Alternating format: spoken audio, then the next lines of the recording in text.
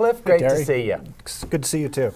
Hey, Cliff, you know, we know that the DA's office is about prosecuting people and putting the bad guys in jail, but I'm not sure that everyone has an understanding about the other breadth of your office and what you do. Because I, as a school superintendent, knew about truancy and issues like that.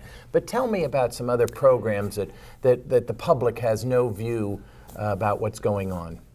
That's a great question, because that's one of the fallacies the public has, is that's what a DA does. They go to trial, they put people in jail. That's not what it is anymore. The paradigm has shifted in corrections in California, and it's been a cataclysmic and seismic event. It's gone so far from the right to the left that a lot of prosecutors and a lot of jurisdictions don't quite know what to do with it. And I mean that because of the Prop 47, Prop 57, the AB 109, where the legislature, as well as the citizens to the initiatives, have made it very clear to prosecutors and law enforcement generally that they do not want people warehoused and put away. So we have to change our way of thinking to be modern and relevant. And that's nice about Nevada County, because we work closely together and we can do that. And so that's one of the proudest things of my administration of the last several years, is developing these programs that are based on best practices in the industry of rehabilitation, and programs that are specifically designed to rehabilitate and then reintegrate the person back into the community and divert them from the criminal justice system. And when that works, you save exponential amounts of money for your tax dollars, because once they go out of the system, then they start paying their own taxes, taking care of their kids and their obligations, and they pay taxes back into the system. They become contributing members, and we've had great success with that in Nevada County. We have one of the lowest recidivism rates in the entire state. And that's, I'm trying to get elected, so I'm going to say it's all me, but what it is my ability to work with the Public Defender's Office, Probation Department, the courts, behavioral health, substance abuse programs, and pick out what's causing people to be in the criminal justice system and getting them out. And that's where we have to go. We're mandated. And if you're not developing those programs, then you're way behind the curve, because we can't send them to state prison. We have a limited amount of capacity in our local jail, and we can't send them all to a local jail. So we better be innovative, and we've done that in Nevada County.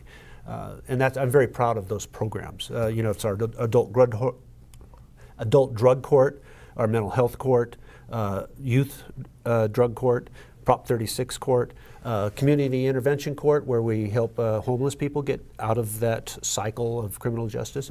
And they're doing great things for our community. And that's where you have a healthy community, when you don't just take people and punish them and put them away. You take people, rehabilitate them, hold them accountable. You have to hold them accountable. They don't do this on their own oftentimes. But that's what my job is have the stick, but over here use the carrot to get them out of the criminal justice system.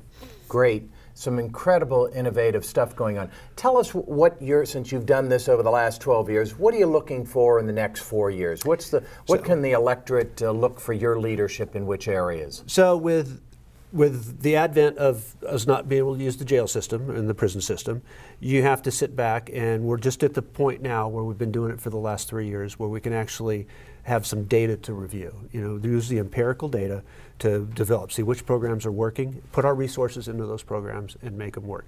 And going into the future, looking for more innovative programs. And just one that comes to the top of my head is about substance abuse and the opioid issue. Most of these people are addicts. They're not criminals, but and crimes and drug crimes have been decriminalized. So in Nevada County, what we're doing, and one innovative thing that's done by the Grass Valley Chief of Police, got a grant for this. Arresting somebody who's under the influence of drugs, the old way was to take them straight to jail, let them stay in jail for a couple of days, they get out, they go back, they get high again, they end up back in jail again.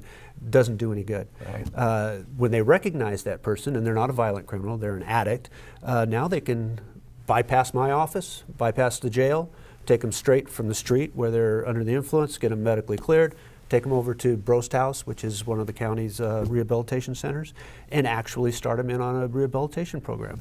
And it might not work the first time, might not work the second or third time, but sooner or later, most people don't want to be addicted to drugs. They get sick and tired of being sick and tired. And they really are looking for help, but so many of them don't have the resources, they don't have the social network, they don't have the family network to help them up and out of trouble and back into our community. So these are the type of programs we'll be focusing our efforts on, because now that I've been watching it, being an old-time prosecutor, I used to say just put them in jail and they'll learn their lesson. Well, we were putting them in jail for 20 years. They didn't learn their lessons.